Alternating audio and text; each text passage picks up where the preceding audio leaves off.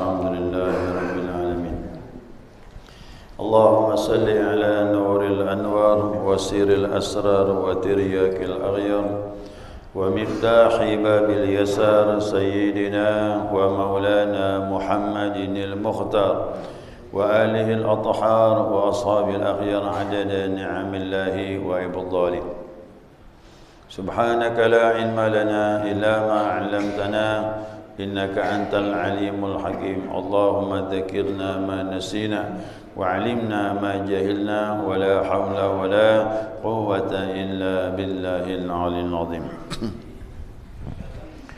قال مصنف رحمه الله تعالى ونفعنا بعلومه في الدارين آمين. Jemaah salat subuh rahimakumullah. Assalamualaikum warahmatullahi wabarakatuh.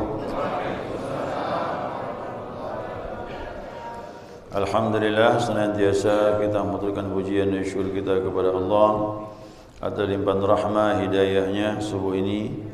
Atas izinnya kita dapat melanjutkan kajian kita, mudzakarah kita, panduan kitab Bidayatus Salikin, ya.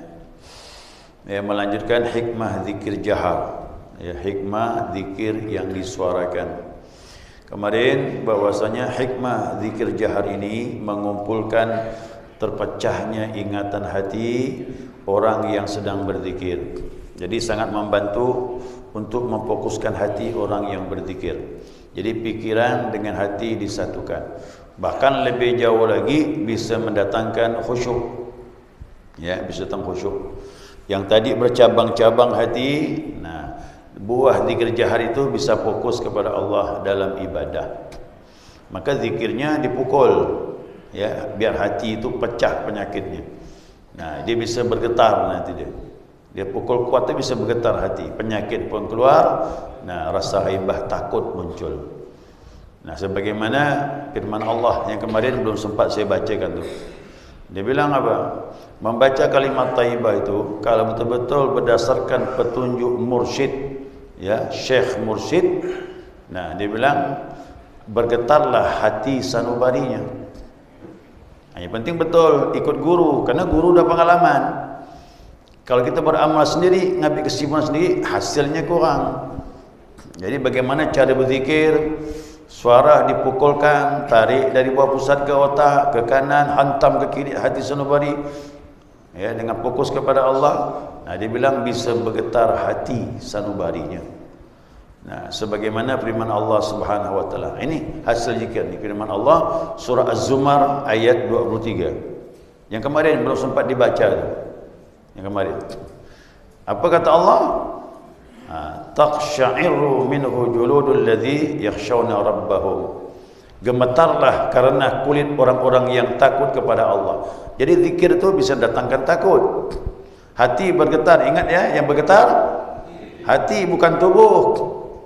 Bukan tubuh yang melepar-melepar. Hati yang bergetar.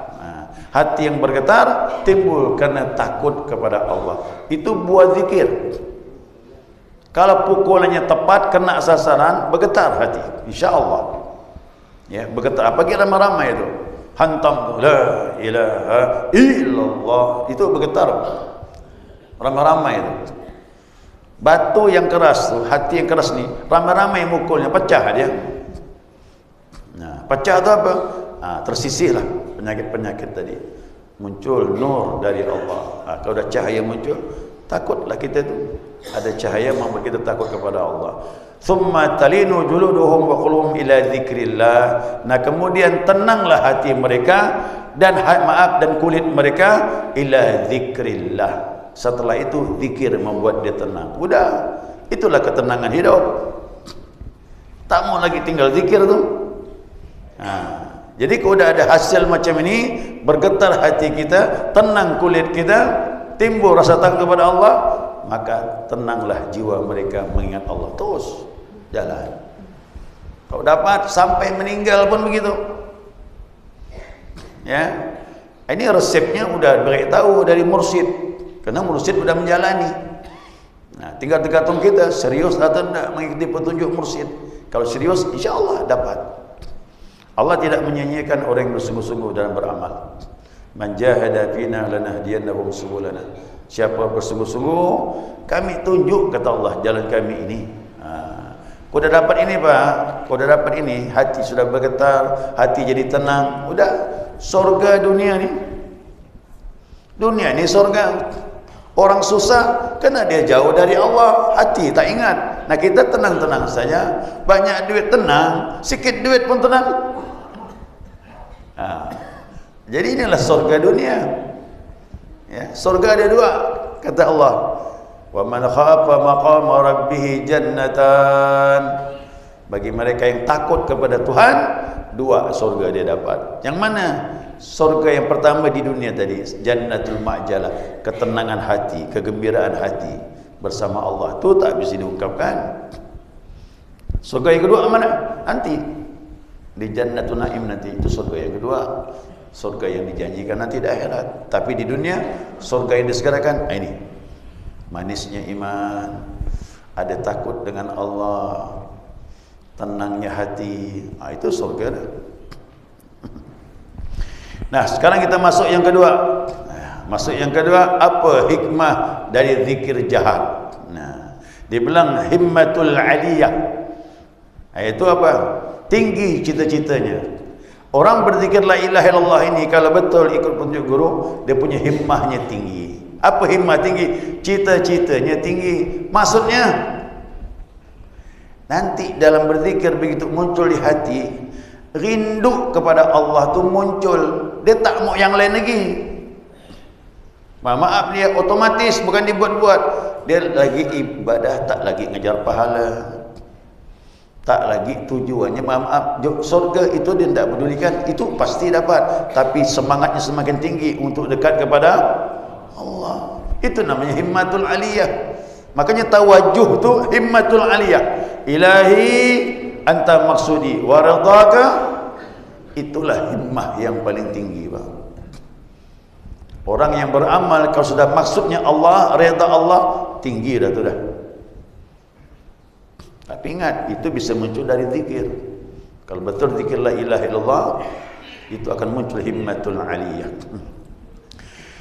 Dalam menjalankan semua ibadah kepada Allah dan menegakkan hukum Allah. Jadi semua ibadah himmatul aliyah, tujuannya hanya kepada Allah. Nanti pergi haji, Allah tujuannya. Pergi umrah, Allah tujuannya. Bersedekah, Allah tujuannya. Salat, apakah lagi?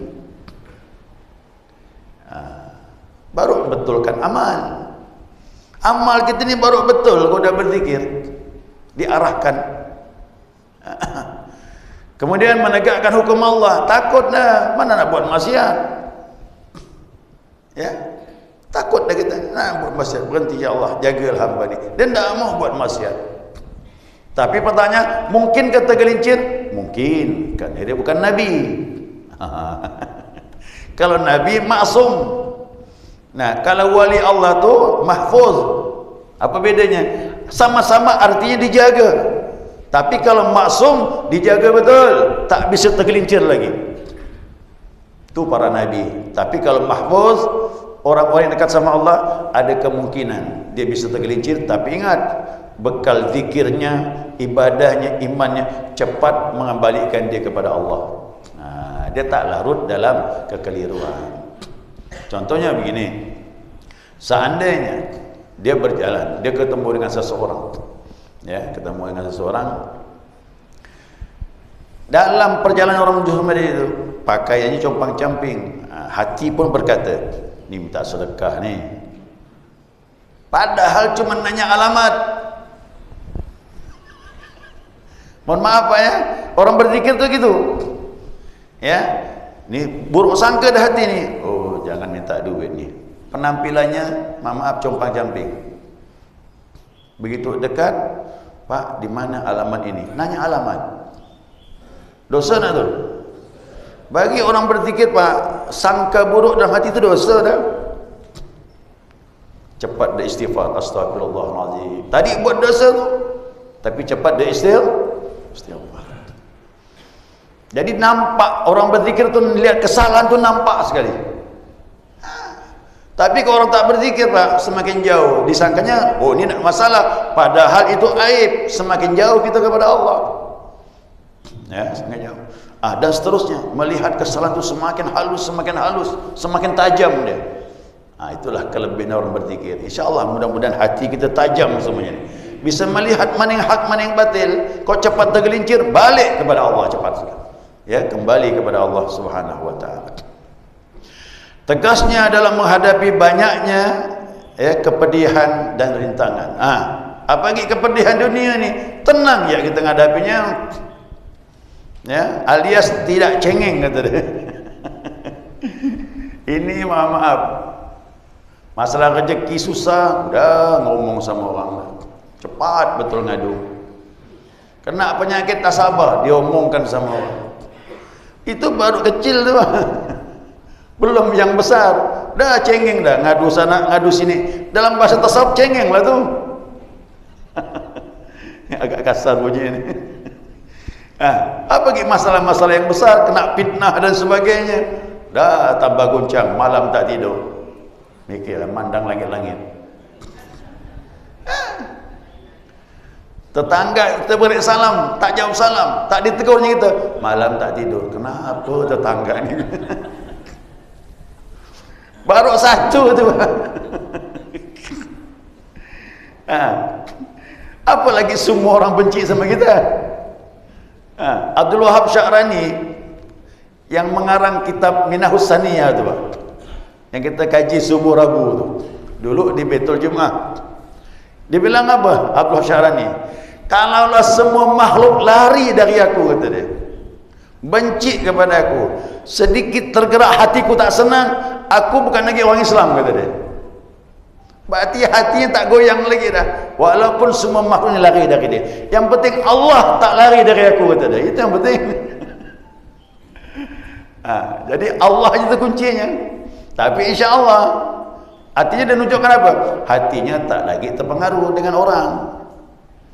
Mau dibencikan, mau disenangi, dah jalan saja dia. Tapi biasanya kalau orang sudah dekat sama Allah, orang segan, orang hormat. Cuma dia menunjukkan bahwa hati aku tak ada lagi kepada makhluk. Mau dibenci, mau disenangi, sama saja. Ya sama saja. Jadi ini kelebihan zikir nih Pak. Tegar kita menghadapi hidup ini. Tegar. Inilah yang dimaui oleh Allah. Dan inilah contoh pribadi Nabi Muhammad sallallahu alaihi wasallam. Tidak ada manusia yang paling tegar kecuali para nabi, termasuk Rasulullah sallallahu alaihi wasallam. Jadi dia bilang apa? Betul-betul kokoh menegakkan semua yang diperintahkan Allah. Bahkan perintah Allah jadi kuat. Ya, jadi kuat perintah Allah. Salat, oh bukan lagi, belum waktu salat ditunggunya dah. Puasa Ramadan, labbaik wa sa'daik. Wajibkan puasa Ramadan kepada kalian, kata Allah bilang, senang dia nyambut. Sedekah, ya Allah, sisihkan rezeki jalan Allah. Jadi semua perintah Allah yang fardu dan yang sunnah jadi kuat karena pengamal zikir. Kalau enggak, salatnya, idza qamu ila salat qamu kusala. Jika mereka mendirikan salat, berdiri malas. Maaf, yang bilang ni Al-Quran, Allah sendiri. Apabila berdiri salat, malas. Berzikir sikit. Sedekah banyak perhitungan.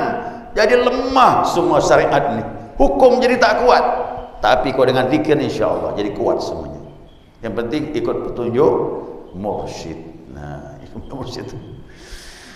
Ya, sebagaimana firman Allah Subhanahu wa taala. Ini firman Allah ni yang sering kita baca ni. Ini ada. Innamal mu'minuna alladzina idza dzukirallah wajilat qulubuhum. Sesungguhnya kata Allah, orang-orang mukmin itu apabila disebut nama Allah, wajilat qulubuhum, bergetar dia punya hati. Ya. Bunyi azan, Allahu akbar, Allahu akbar. Langsung dari rumah cepat turun. Kenapa? Hati nyambung. Panggilan Allah, labbaik wa sa'daik, ku sambut ya Allah panggilanmu. Langsung. Jadi bagi dia azan tu bukan muazzin yang manggil. Bagi dia yang manggil tu Allah. Itu hebatnya. Dan saya mendengar sampai berita kepada saya ini, mursyid itu Masya Allah belum waktu dah duduk di masjid. Kita ni azan baru turun, nak masalah, mudah bagus dah tu. Ya kan? Kita kan azan baru turun. Tapi sampai kepada saya berita mursyid dahulu, sebelum azan dah duduk di masjid. Jaga waktu dah. Kalau kita ni udah azan baru turun, biasanya masbuk kita ni. Ya kan? Biasanya masbuk. Nah, jadi ibadah ni jadi kuat. Kenapa? Hati dia bergetar. Begitu dipanggilkan azan, disaksikan Allah yang manggil, datang dia. Kenapa? Allah lebih besar daripada yang lain. Kalau kita bekerja di kantor, Allahu Akbar, Allahu Akbar, tanggung nih terus sekali-kali. Benar, saya ulama bilang pada waktu itu pekerjaan lebih besar daripada Allah. Ya, tadi dengungkan nama Allah. Petani gitu kan, sibuk dengan kebun. Masuk azan nanti je lah. Berarti kebun tu lebih besar dari Allah. Dia tak tahu yang ngasih kebun tu siapa. Yang ngasih pekerjaan tu siapa, yang ngasih jabatan tu siapa. Lupa kita jadi. Kau dengan zikir ni insya-Allah balik asal. Kita sadar kita bukan punya kita, ni punya Allah semua. Besarkanlah Allah. Ya, wa kabbirhu takbira. Besarkan Allah dengan kebesaran, dengan sebenar-benarnya kebesaran Allah. Wa idza tuliyat alaihim ayatuhu zadatu imana. Apabila dibacakan ayat-ayat Allah kepada mereka, bertambah imannya. Mohon maaf, nanti musabaqah ke, maulid ke, Isra Mi'raj, dibacakan Al-Quran, kita tidak bisa ngomong lagi. Dibacakan ayat Allah, masuk ke hati, bertambah iman dia. Tapi kadang orang ayat dibaca masih banyak ngomong, tu tandanya ayat belum besar di hati kita. Makanya setiap manakib suruh baca Quran. Awalnya baca Quran dulu. Kau dah dibaca Al-Quran, dengarkanlah. Mudah-mudahan kau dapat rahmat. Di sini dikatakan bertambah imannya, dibacakan ayat-ayat Allah. Tak boleh ngomong lagi. Coba lihat orang pengamal zikir yang sudah mantap hati dia tu, khusyuk dengan ayat Allah. Dan bisa nangis. Ya. Jadi ini buah nih, buah zikir tu begitu. Kemudian lagi wa ala rabbihim yatawakkalun, kepada Tuhan mereka lah mereka bertawakal. Baru ada pasrah. Baru ada pasrah kepada Allah Subhanahu wa taala. Nah, ini zikir jahar ni. Jadi saya mohon jamaah, zikir harus tepat sasarannya sesuai petunjuk mursyid. Suara harus dikeluarkan, pukul hati itu, biar dia luluh di hadapan Allah, biar dia menangis di hadapan Allah, biar terasa takut dengan Tuhan, bisa muncul itu. Ya, nanti baru jikir pelan. Kuda mantap hati jikir pelan tak masalah, tapi kalau awal-awal kita harus keluarkan suara kita, pukul dia, insya-Allah. Apa kira ramai mukulnya, hancur batu itu. Batu di hati kita ini, kerasnya hati, hancur dia. Ya, nanti insya-Allah masuk yang ketiga. Apa hikmah zikir jahar? Ini dijelaskan semuanya. Kenapa? Ini telah dilalui oleh para mursyid dan disampaikan kepada murid-muridnya. Insya-Allah mudah-mudahan kita mendapatkan buah hikmah dari zikir jahar ini. Amin. Ya, saya kira cukup ya. Ada pertanyaan? Silakan. Dan kita memaknainya mengesahkan Allah, menomorsatukan Allah. Tadi Ustaz memberi contoh yang kita kerjaan. Kita berarti mendahulukan kerjaan, berarti menomorduakan Allah. Berarti kita menomorsatukan selain Allah. Apakah itu termasuk kategori syirik juga, menomorduakan Allah? Ya, dia bukan Allah. Dia tahu ibadah itu hak Allah, harus kita tunaikan. Tapi sifat kita melalaikan atau tidak bersegera itu menunjukkan lemahnya iman. Iman kita ada, kita tak sekutukan Allah. Cuma maaf, lemahnya iman. Kenapa? Iman itu belum kuat. Kalau iman kita kuat, Allah kita nomor satukan dari yang lain. Tasawuf ini, ya, tasawuf ini kesimpulannya apa? Tasawuf itu, tasawuf orang bertarekat kan ilmunya, tapi maaf, tarekat itu amalnya, ilmunya tasawuf. Puncak tasawuf itu Allah menjadi segala-galanya. Itu puncak tasawuf. Tapi kita ini baru berjalan menuju kepada itu. Jadi puncak tasawuf Allah segala-galanya. Kalau orang sudah sempurna perjalanannya, berarti Allah lebih besar bagi dia daripada yang lain. Nah, cuman ingat, tak jadi masalah kalau ada urusan yang memang tak bisa kita tinggalkan betul, sifatnya pergi menyangkut masalah kehidupan orang lain, kita menundahnya, masih dapat fadilah itu. Itu kata Nabi SAW. Salat awal waktu, ridwanullah, ridha Allah dapat. Salat akhir waktu, kalau betul-betul ada urusan yang tak bisa kita tinggalkan, afullah, masih dapat kemaafan Allah masih. Kita belum termasuk dimurkai Allah, masih dapat kemaafan Allah Subhanahu wa taala. Nah, tapi kalau sudah dapat inti daripada zikir tasawuf ini, Allah segala-galanya dari yang lain. Makanya saya bilang tasawuf ini menyempurnakan akidah kita dan memperkuat kokoh amal. Amal jadi kuat. Jadi kalau ada tasawuf, amal tak kuat, pembohong tu. Benar mah. Ini saya garis bawah ni ya. Kalau ada ilmu tasawuf tak salat, tak zakat, tidak puasa Ramadan, pembohong dia. Dia pendusta besar dia. Justru tasawuf ini kuat ibadah. Coba lihat tuh pengamalan tuh. Dari maghrib sampai isya banyak salatnya. Ya, ba'diyahnya, apalagi awabinnya, lihifzil imannya, syukur nikmatnya, banyak salat, salat taubatnya, istikharahnya, hajatnya, tahajudnya, witirnya. Masya Allah. Itulah tasawuf. Gimana tasawuf tak salat? Bingung saya nih. Saya udah kaji kitab tasawuf ni. Justru tasawuf itulah yang kuatkan iman. Justru tasawuf itulah salat jadi khusyuk. Nak cari khusyuk Bapak Ibu, kaji kemana pun tak ketemu. Kembali ke tasawuf baru ketemu apa tu khusyuk. Apa tu ikhlas. Apa tu tawakal. Apa tu taqanaah. Apa itu takwa.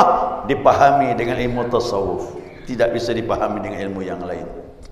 Syariat, mohon maaf, hanya mengkaji tentang fikih. Tapi wajib juga belajar. Wudu, apa syaratnya? Di mana letak niatnya? Berapa yang rukunnya? Berapa yang sunnahnya? Wajib juga. Tapi ingat, ini bicara hukum. Lahiriah. Salat, apa syaratnya? Apa rukunnya? Itu bicara hukum. Tapi bicara hati, ikhlas, tawakal, qanaah, khusyuk, tak bisa, Pak. Tasawuf lagi. Jadi siapa yang bertanya, Pak Ustaz, saya mau tanya ni, macam mana salat khusyuk? Dah, ini cerita lama dah ni. Saya bilang tak bisa dibahas dengan fikih, dibahas dengan tasawuf kau masalah khusyuk. Ya. Macam mana ikhlas tu Pak Ustaz? Tasawuf, masuk tasawuf. Betulkan hati, jangan syirik kepada Allah. Kalau syirik kepada Allah, tak bisa ikhlas. Ada tak suratul ikhlas? Surah apa tu? Apa isinya? Tauhid. Tak boleh syirik kepada Allah.